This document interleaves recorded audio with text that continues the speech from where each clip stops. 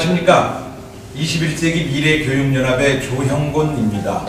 저는 오늘 여러분과 함께 중고등학교 교육과정을 한번 살펴보려고 합니다. 제가 중고등학교 교육과정을 살펴본 이유는 이렇습니다. 5년 전으로 돌아가죠. 벌써 2012년인데요. 저는 대통령 선거를 지켜보면서 정말 큰 슬픔에 빠졌습니다. 그 이유인즉슨 선거관리위원회에서 나오는 지금 통계 자료는 나올 수 없는 것이죠. 바로 선거 당일에 나오는 자료가 출구조사입니다. 이 출구조사에는 20대, 30대, 그리고 40대, 50대 연령대별, 성별, 지역별, 지지도, 누구를 찍었는지 이런 것들이 출구조사로 나오는데요. 20대, 30대가 바라보는 대통령 후보, 그리고 그들의 부모인 50대, 60대가 바라보는 대통령 후보 완전히 정반대였습니다. 유감스럽게도 지금도 그와 같은 현상은 계속되고 있는데요. 당시 그 이명박 대통령 시절에 사회통합위원회가 있었던 걸 기억하실 겁니다. 4대 갈등 문제를 해결하자라고 했던 것인데요. 첫 번째가 지역 갈등이었습니다. 영호남의 갈등이 아주 심각하다. 이거 치유하지 않고는 사회가 정상적으로 갈 수 없다. 이런 이야기였고요. 두 번째가 이념 갈등이었습니다. 진보와 보수 간의 싸움이었죠. 물론 저는 그 생산적인 이념 갈등 있을 수 있다고 생각합니다. 그것을 통해서 정책 대결을 할 수 있기 때문이지요. 그러나 거기에 거짓, 왜곡이 끼어 있으면 이건 갈등으로 가는 겁니다. 세 번째가 계층 갈등입니다. 잘 사는 사람, 못 사는 사람, 배운 자, 못 배운 자, 이 계층 갈등이 대한민국에 심각하구나. 그리고 네 번째가 세대 갈등이었습니다. 이 세 번째 갈등까지는 많은 토론 논의들이 있어 왔는데, 세대 갈등은 할아버지와 손녀 간의 의사소통이 잘 되지 않는다, 이런 정도로 얘기하고 있던 때입니다. 그런데 저는 대통령 선거 출구조사를 보면서 야, 이거 큰일 났다. 이념 갈등이나 계층 갈등이나 지역 갈등보다 이 세대 갈등이 대한민국을 가장 위협하겠구나 싶은 생각을 했습니다. 그래서 저는 이 세대 갈등의 원인이 무엇인지 찾고자 노력을 했고, 제가 교육시민운동가 입장에서, 학부모 입장에서 교육시민운동에 뛰어들었고, 교육시민운동가 입장에서 저는 중고등학교 교육과정에 문제가 있을 거다라는 생각을 했었습니다. 제가 교육시민운동가 입장에서 중고등학교 교육과정을 살펴보게 되었습니다. 제가 쉽게 할 수 있는 부분은, 제가 마침 행정안전부에 정보공개위원을 하고 있었기 때문에 전국의 초중고등학교 몇 곳을 골라서 정보공개 청구를 해보자. 그 내용은 중고등학교에 있는, 초등학교에 있는 학교 도서관에 어떤 책들이 들어가 있는가를 조사하게 되었습니다. 처음에 20개 학교에서 시작해서 무려 전국 11,000개 학교 중에 255개 학교의 학교 도서 장서를 분석하게 되었습니다. 255개 학교에 총 350만 권의 책 제목, 출판사, 그리고 저자를 저는 살펴볼 기회를 갖게 되었습니다. 이것은 지금까지 한 번도 시도해보지 못한, 교육청은 물론 교육부에서도 갖지 않은 자료입니다. 그 어떤 언론사에서도 시도하지 않았던 방대한 자료입니다. 350만 권입니다. 255개 학교의 도서관을 제가 분석을 한 것이죠. 그 표를 한번 보여드려 보겠습니다. 이 표가 그 표인데요. 350만 권의 책 중에서, 우리 초중고등학교 학생들이 보는 책입니다. 255개 학교입니다. 그 중에 건국 대통령 이승만 이름 석자가 들어간 책은 96권에 불과했습니다. 무슨 얘기입니까? 적어도 255개 학교 중에 160개 학교는 건국 대통령 이승만 이름 석자가 들어간 책이 단 한 권도 없었다는 사실입니다. 반면 백범 김구 책은 4,500권이 넘게 들어가 있었죠. 50배가 넘는 겁니다. 노동운동으로 분신자살을 했던 전태일에 관련된 책도 1,850권이 들어있었습니다.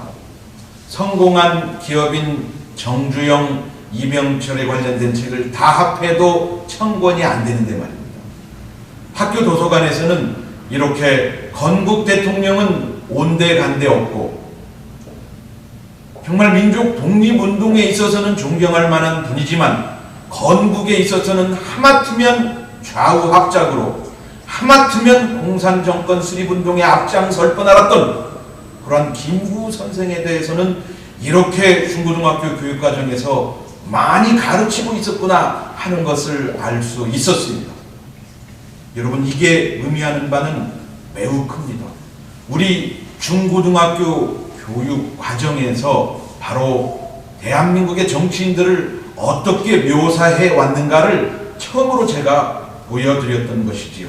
일간지에 월간지에 대서특필 나오고 난리가 났었죠. 그래서 건국 대통령 이승만에 관련된 책들이 그 이후로 더 많이 쏟아져 나왔습니다. 그런데 이 표만의 문제는 아닙니다. 여러분, 잘 아시는 출판사들 많이 있을 겁니다. 제가 중학교 도서 중에서 나라말 출판사의 책들이 이렇게 많이 들어가 있는 줄 몰랐다. 우리 작가 선생님, 우리 문인 여러분, 교수님, 지식인 여러분, 나라말 출판사를 들어보셨습니까? 그러니까 아무도 못 들어봤다는 거죠. 그게 무슨 출판사인지를 모른다는 거죠. 제가 조사를 해봤습니다. 나라말 출판사는 전국 국어교사 모임 선생님들이죠. 전국 국어교사 모임은 전교조하고 연관성이 많습니다. 전국 국어교사 모임의 선생님들이, 아니 선생님들은 공무원이죠. 교육공무원은 영리행위를 추구할 수 없는데도 말입니다. 이분들이 나란말 출판사를 세운 겁니다. 그래서 영리 추구 행위를 했는데요. 보세요. 이분들이 책을 쓰고 나란말 출판사에서 책을 찍고 그리고 다시 전교조 선생님들, 전국 국어교사 모임의 선생님들이 속한 학교에서 그 책을 사들이고 이렇게 해서 학생들한테 교육을 시켰던 것이죠. 어떤 책일까요? 대표적으로 저는 나란말에서 찍은 책, 국어시간에 논리 읽기, 국어시간에 시 읽기, 수필 읽기, 이런 시리즈 책들이 있습니다. 국어시간에 논리 읽기라는 책을 찾아봤는데요. 국어시간에 논리 읽기라는 책 안에 단락에 이런 논리를 가르치는 제목이 있었는데요. 이게 무슨 제목입니까? 국가 권력은 왜 자살을 혐오하는가? 라는 제목입니다. 아니, 이런 제목이 있을 수 있습니까? 국가 권력이 자살을 왜 혐오하는가? 아니, 그러면 국가 권력이 자살을 권장해야 되는 건가요? 아름답게 봐줘야 되는 건가요? 아니, 국가 권력은 자살을 막아야죠. 혐오스럽다고 해야죠. 어떻게든지 청소년 자살 문제를 해결을 해야 되는데 말이죠. 국가 권력은 왜 자살을 혐오하는가? 라고 하면서 논리를 가르치는데요. 자세히 보시면 제가 빨간 줄을 쳐놨습니다. 이거를 조금 더 확대해서 보도록 하겠습니다. 한번 보시겠습니다. 여기 국가 권력은 왜 자살을 혐오하는가? 라는 책에 보면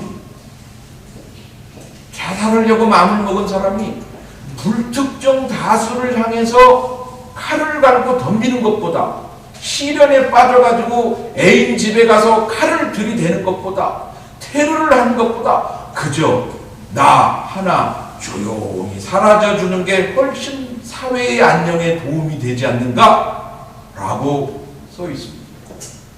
정말 충격입니다. 이게 논리입니까, 여러분? 이걸 글이라고 쓴 겁니까? 이걸 찍어낸 거예요?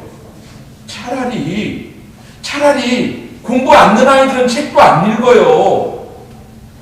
우리 사회에 공부 잘하는 아이들이 도서관에서 살고요.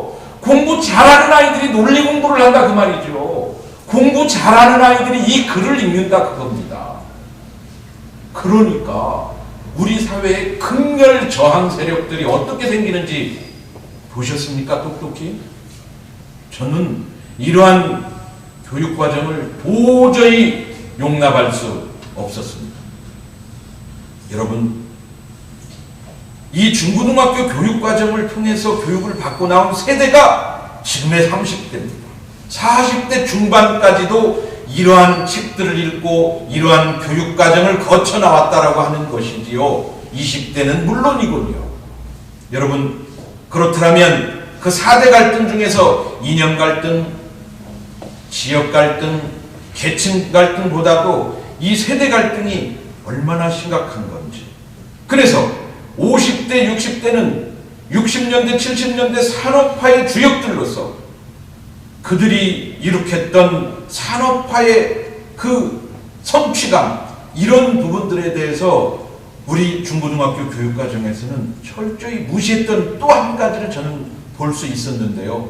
먼저 지금 온통 이 나라가 블랙리스트 때문에 시끄럽습니다. 2009년도입니다. 2009년도 보수 정권이라고 하던 때인데요. 2009년도에 정부가 1년에 150억 원의 사업비를 들여서 무려 1000권의 책을 선정해가지고 한 권당 1000만 원어치 책을 사서 공공도서관에 뿌리던, 보급하던 그런 사업을 지금 20년째 계속하고 있습니다. 2009년도에 어떤 책이 선정됐는지 한번 보실까요? 이 책입니다. 2009년도에 사회과학도서입니다. 정부 추천도서입니다. 책 제목이 놀랍게도 대한민국 걷어차기입니다. 아니, 정부가 대한민국을 걷어차자고 하는 이러한 책을 1000만 원어치를 사가지고 전국 공공도서관에다가 보급을 했다? 읽으라고? 이게 무슨 일입니까?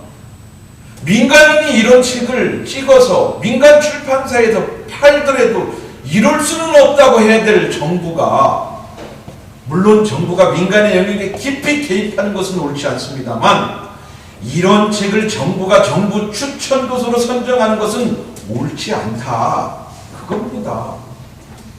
굉장히 심각한 거죠. 그런데 정부 추천도서가 이렇게 매년 심각한 책들, 자유시장 경제를 부정하는 책들, 자유민주주의를 부정하는 책들, 마치 아까 보셨죠? 건국 대통령 이승만보다 100번 김구 선생을 훨씬 더 교육과정에서 존중하고 있는 거 보셨죠?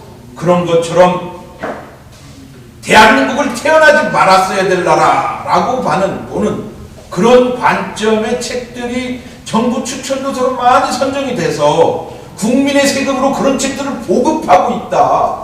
이게 바로 블랙리스트를 만든 진짜 원인 아닐까요? 자, 이 정부에서는 어땠습니까? 화들짝 놀랬던 일이 있었죠. 2014년입니다. 통진당 해산될 때 그때 무렵입니다. 한쪽에서는 이석기를 비롯한 통진당 반국가단체다, 해산돼야 된다, 이런 판결을 내리고 있는 판국에 정부는, 그 일을 하면서 문화관광부는, 이 대책 없는 문화관광부는 무슨 일을 벌였습니까? 2009년도에 대한민국 걷어차기만 정부 추천도서 선정하는 게 아니라요, 2014년도에 무슨 일이 있었습니까? 기억해 보십시오. 재미동포 아줌마 북한에 가다 라는 책을 신은미 북콘서트를 전국적으로 하고 다니면서 그 책을 정부 추천도서로 선정을 해가지고 또 1000만 원어치 책을 사가지고 공공도서관에 뿌렸지 않습니까? 이러한 지적에 부랴부랴 정부는 과거 정부하고는 조금 다르게 그 책을 다 회수했죠. 회수하면서 또 여러 가지 그 논란이 많았지 않습니까? 당연히 회수해야 될 걸 회수한 건데도 말입니다.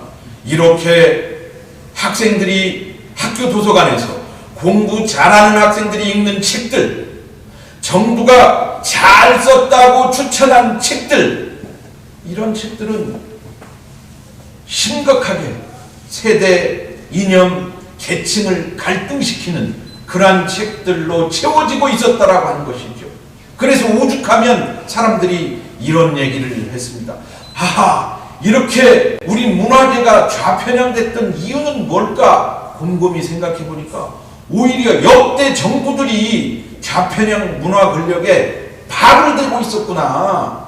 이것이 바로 제가 학교 도서관 255개 학교 350만 권의 장서를 분석한 결과 나타난 거고요.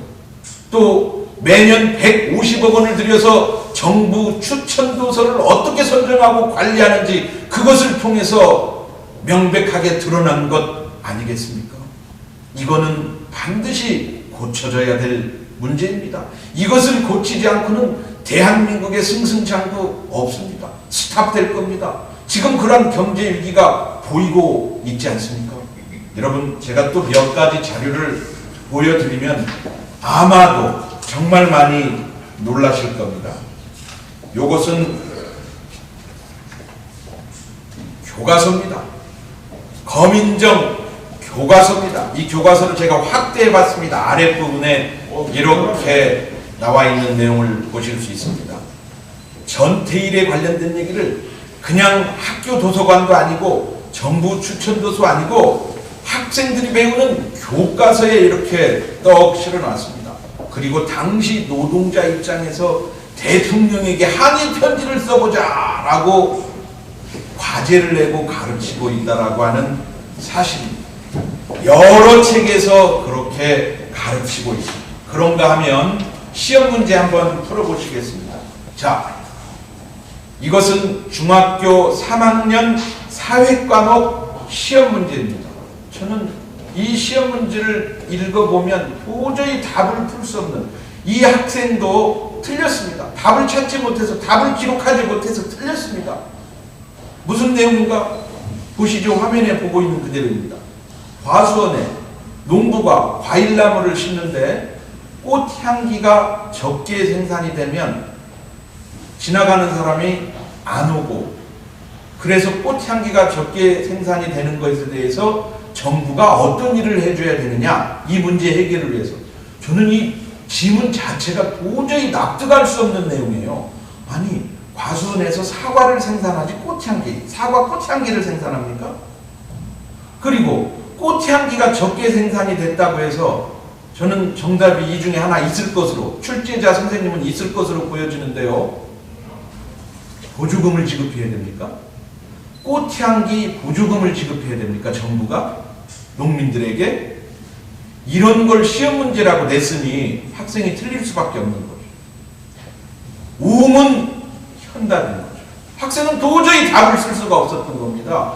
이런 게 시험 문제로 나오고 있습니다. 그뿐 아닙니다. 대한민국 임시정부 이승만 건국 대통령에 관련된 시험 문제도 왜곡 그 자체입니다. 이러한 일들을 하는데, 자 보세요. 전교조는 독후감 경쟁대회를 합니다. 전교조가 어떤 책을 읽으라고 학교 홈페이지 그 전국의 학교 선생님들 대상으로, 학생들을 대상으로 이러한 책을 읽고 독후감을 내면 시상을 하겠다라고 하는 책인데요. 볼까요? 시대의 불꽃. 저는 14살 선영이에요. 죽었어요. 자살했어요. 박종철 평전, 전태일 평전, 민족의 큰 사상가 함석헌 선생, 못다 부른 영가. 학생들이 비관 자살한 내용들이 줍니다. 이런 책을 읽고 독후감 경진대회를 하자고 하는 겁니다. 교육당국은 이러한 것에 대해서 단 한 차례도 경고도 하지 않고요, 권장해왔습니다. 과연 우리 청소년들 학교에서 이런 교육 계속 받게 할 수 있습니까? 자, 초등학생 대상 도서입니다. 의인열사 독후감 경쟁대회예요. 의인열사. 의인열사. 뭘까요? 우리는 순국선열에 대해서, 호국영령에 대해서 묵념을 하죠. 호국영령은 나라를 지키다가 돌아가신 분들이죠. 순국선열 또한 마찬가지입니다. 그래서 열사, 의사, 지사 이런 내용들이 있는데요. 독립 전에 돌아가신 분들 순국선열이라고 합니다. 그런데 문익환 열사인가요? 아니죠. 국가적인 차원에서 열사 아닙니다. 전태일 아니죠. 장준하, 민족의 촛불 장준하, 이런 책을 초등학생 대상으로 독후감 경전대회를 하고 있다 그겁니다. 초, 중, 고등학교 교육과정에 빨간불이 켜졌다 그겁니다. 그래서 그러한 교육을 받고 나온 아이들이 대학에 가면 제대로 된 교육을 받을까요, 여러분? 그렇지 않습니다. 중고등학교, 초등학교 과정은 거민정 교육부의 그 기준이라도 따르지요. 대학은 가면 대학 교수 마음대로 아닙니까? 대학 교수들은요, 학생이 민중 총궐기에 대해서 비판한 레포트를 쓰니까 점수를 D 주는 사람들입니다. 그러니 대학교 가면 훨씬 더 심각한 사상적 편향성에 빠질 수밖에 없는 것 아니냐라고 저는 생각을 하는 겁니다. 그래서 이러한 교육과정을 더 이상 방치해서는 안 되겠다. 저는 그런 생각을 간절히 하게 된 겁니다. 자, 그러한 생각을 가진 사람들이 이제 대학을 졸업할 무렵에는 매우 혼란스러운 상황에 빠집니다. 재벌 대기업에 대해서 마치 빈익빈 비부익부의 원흉이로 생각을 하고 재벌 대기업을 타파하자고 배우고 실제로 중고등학교 사회과목 안에는 그런 내용들이 굉장히 많습니다. 예를 들자면 공정무역이라고 하는 겁니다. 공정무역 커피를 중학교 책에서 가르치고 있는데요. 커피 한 잔에 5,000원을 하는데 원가가 25원이랍니다. 그리고 소매상이 4,700원을 먹고 제3세계 기금 등으로 275원을 먹어서 5,000원이 구성된다고 합니다. 저는 그 중학교 3학년 사회책을 보고 정말 이건 너무 또 심각한 문제구나 하는 걸 느낄 수 있었습니다. 여러분, 대한민국의 600만 자영업자가 한 달에 얼마 벌어간다라고 하는 거 신문을 통해서 보셨죠? 얼마입니까? 한 달에 100에서 150만 원 벌어간다는 거 아닙니까? 4,700원을 소매상이 먹는 게 아니라 막대한 임대료를 내야죠. 세금을 내야죠. 부가세 내고 소득세 내야죠. 직원 인건비 내야죠. 지출하는 게 공과금 내야죠. 그러고 나면 수준이 남는 게 별거 없다. 자영업의 현실이다 이겁니다. 이게 그래도 열심히 노력을 해서 비즈니스를 하고 기업을 일궈나가는 거예요.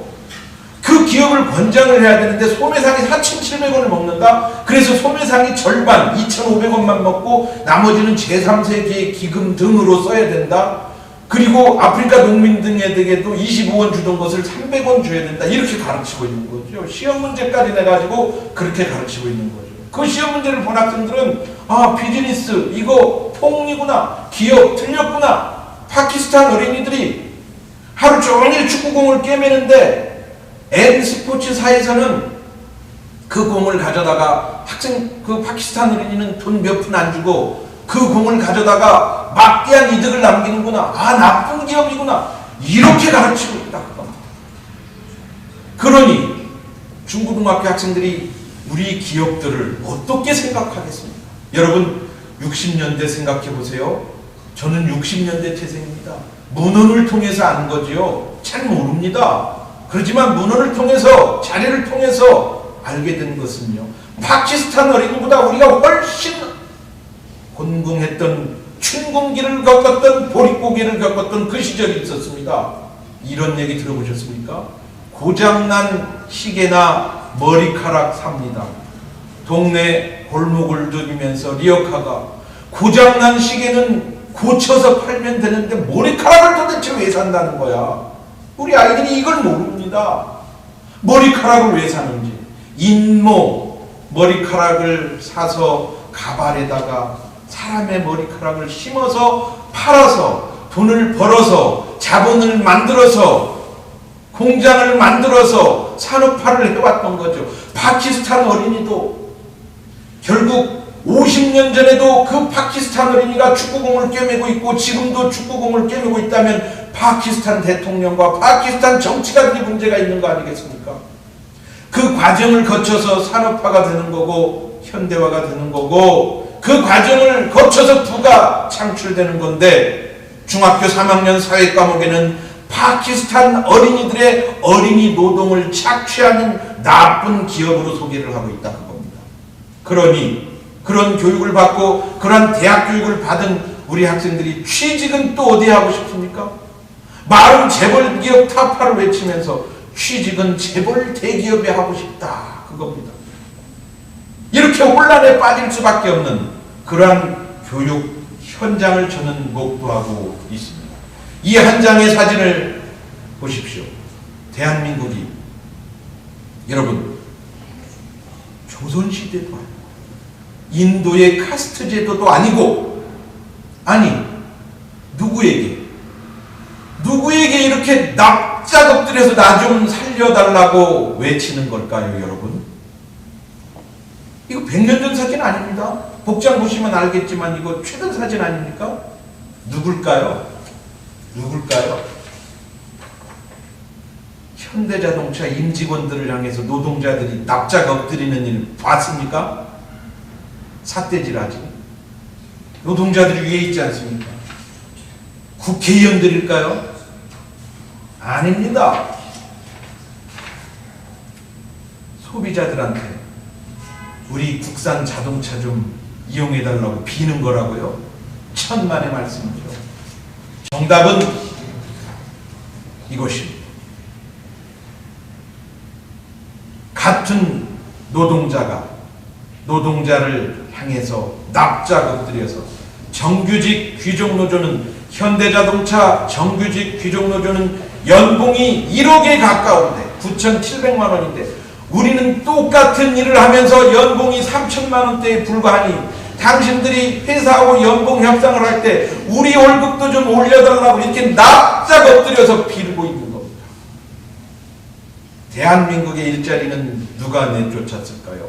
15년 동안 대기업은 대한민국에 단 한 자리도 만들지 않으려고 합니다. 왜냐? 정규직 귀족노조가 현대자동차를 금속노조를 자동차 공장을 제가 조사를 해봤더니요. 전 세계에서 우리나라 자동차 공장 생산 근로자들의 인건비가 가장 높습니다. 미국보다 40%가 높고요. 독일보다 30%가 높고요. 그런가 하면 중국이나 브라질이나 베트남이나 이런 나라에 비하면 압도적으로 높습니다. 심지어 7, 8배가 높습니다. 그러니 내가 기업 회장이라도 대한민국에 회사 만들겠습니까? 안 만듭니다. 그래서 이를 보다 못한 호남의 광주의 시장이 민선 시장이 광주 기아자동차는 월급이 연봉이 9,700인데 광주에서 졸업한 대학생들, 광주의 청년들은 연봉 4천만 원만 받고도 일하고 싶다. 그런 뜻을 가지고 광주에다가 기아자동차를 더 늘려다가 회장단한테 요청을 했지만 회장단은 지금 당신은 그렇게 얘기하지만 당신이 시장직을 그만두고 나면 정권이 바뀌고 나면 노조가 다시 우리를 지배할 건데 그렇게 못합니다. 라고 하는 것이 기업들의 소리입니다. 그래서 이 기업들은 외국으로 더 싼 인건비를 찾아서 나가고 있다. 그겁니다. 여러분, 우리 청년들은 앞으로 올해, 내년, 내후년 3개년 동안 가장 극심한 취업난에 헤맬 것입니다. 마침 또 미국의 트럼프는 아메리칸 퍼스트, 자국의 이익을 위해서 일본의 도요타, 소니, 삼성, 전 세계 기업들, 심지어 미국 기업이 밖으로 나가 있었던 기업들마저도 다 불러들이고 있습니다. 법인세를 깎아주고 있습니다. 아마 그러한 여파 때문에 한국의 고용은 더 심각한 절벽에 처할 것입니다. 그래서 정말 심각한 어떤 취직 문제가 예상되고 있습니다. 자, 이러한 일들은 어디서 빚어진 걸까요? 초, 중, 고등학교 교육과정을 통해서 아주 심각하게 왜곡된 좌편향 교육과정을 통해서 이 사회를 혼란스럽게 만든 것이죠. 재벌 대기업을 마치 한국 사회의 적으로 규정을 했기 때문에 그래서 재벌 대기업은 이 귀족노조 노동 유연성의 문제가 확보되지 않은 이 귀족노조의 문제 때문에 더 이상 대한민국의 일자리를 만들지 않고 있다라고 하는 것 아니겠습니까? 뿐만 아니라 최근 특검의 일을 보듯이 재벌 대기업을 어떻게 대하고 있습니까? 여러분, 2015년도 자료를 제가 살펴봤습니다. 삼성전자 한 곳에서 법인세를 낸 납부 실적이 4조 4,800억입니다. 4조 4,800억. 현대자동차가 2조 3천억이었습니다. 한국전력 그리고 SK 이 4개 기업을 합하면 법인세가 약 10조 원에 달합니다. 여러분, 이 법인세 10조 원은 법인세 총액의 45조 원 법인세 총액의 무려 4분의 1, 5분의 1에 해당하는 큰 금액입니다. 대한민국의 법인이 36만 개가 있습니다. 세금을 내는 법인, 세금도 못 내는 법인도 또 20여만 개가 있습니다. 세금을 내는 법인 중에 불과 4개 법인이 45조 원의 법인세 중에서 10조 원을 내고 있다라고 하는 사실이죠. 저는 여러분에게 묻고 싶습니다. 이러한 재벌 대기업이 5배가 더 있으면 나머지 기업 세금 한 푼도 안 내도 되지 않습니까? 뭐가 나라 살리는 길이죠? 한편 삼성전자 한 곳에서 10만 명의 직원들에게 연봉 1억씩 하면 그게 10조 원입니다. 현대자동차가 6.5조 원, 기아자동차가 또 월급을 주는 게, 재벌 대기업이 월급을 주는 게 전체, 우리나라 전체 피용자 보수라고 하죠. 전체 월급을 받는 총액이 680조 원인데 그 중에 68조 원가량 10분의 1을 재벌 대기업이 월급을 주고 있다. 그겁니다. 여러분, 4개 기업이 낸 법인세 10조 원은요 150만 명이 기초생활소득자가 있습니다. 이 사람들은 도저히 소득이 안 되기 때문에 4인 가족으로 한 달에 최저 160만 원은 있어야 되는데 그 돈이 없기 때문에 기초소득자입니다. 할머니와 손자들 셋이 있는 경우가 그렇습니다. 부부가 있더라도 둘 다 장애인이고 아들, 딸들이 있는 경우에 그렇습니다. 도저히 살 수가 없는 그러한 돈, 가난한 임금님도 못 구한다고 했는데요. 기초소득자 150만 명을 먹여 살리는 돈을 4개 기업에서 법인세로 내고 있다. 그겁니다. 그런데도 불구하고 우리는 재벌 대기업을 타파하자 교육과정을 통해서 그렇게 불공정 거래다. 그래서 공정무역을 해야 된다. 이렇게 가르치고 있다. 그겁니다. 이것이 바로 사회 갈등으로, 더 구체적으로 세대 갈등과 계층 갈등과 이념 갈등으로 나타났다. 그겁니다. 이런 갈등을 해결하지 않으면 해마다 광장에서 소요가 일어납니다.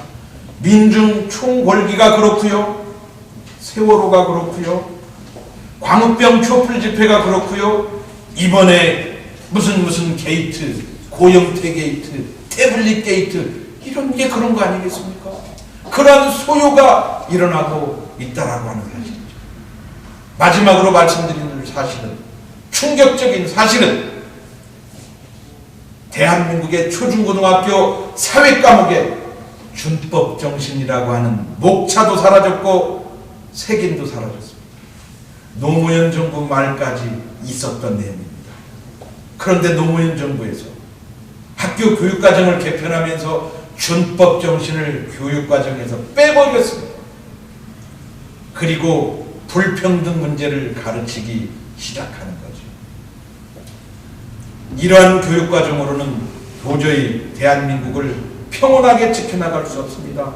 그래도 저는 기회가 되는 한 여기에서 더 구체적인 자료들과 함께 대한민국의 교육과정을 어떻게 바꿔야 되는 건지, 우리 청소년들, 아니 그리고 이미 쏟아져 나온 기성세대들 30대 40대들에게 어떤 재교육을 해야 되는 건지, 국가 정체성을 어떻게 세워나가야 되는 건지, 어떤 기업관, 어떤 소비자관을 가져가야 되는 건지, 그러한 내용들을 자세히 전달하고 싶습니다. 감사합니다, 여러분.